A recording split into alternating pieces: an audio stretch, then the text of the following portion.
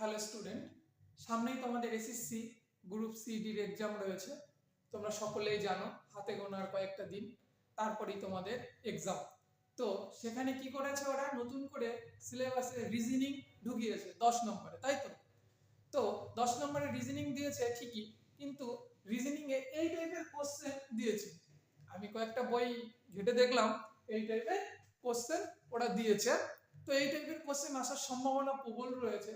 তো এই টাইপের কোশ্চেন যদি আসে তাহলে আমরা কত তাড়াতাড়ি করতে পারবো সেটাই আমরা দেখে নেব। বলছে কি বলেছে এখানে, বলেছে 11 সাথে 123 কিভাবে সম্পর্কিত, তাই তো?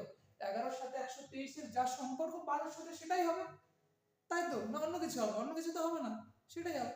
চলো আমরা দেখে নিই 11 সাথে 123 এর কিভাবে সম্পর্ক, মানে 11 কে আমি 123 কিভাবে বানাতে পারি।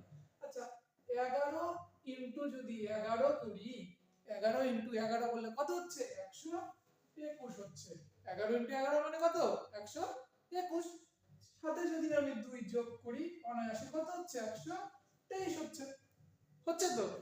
একই প্রসেস যদি আমি এখানে দিই 12, যেহেতু এখানে 12 আছে, তাহলে 12 ইনটু 12 যদি করি, 12 মানে কত হচ্ছে? 12 আর 12 যদি গুণ করি কত হচ্ছে? 144।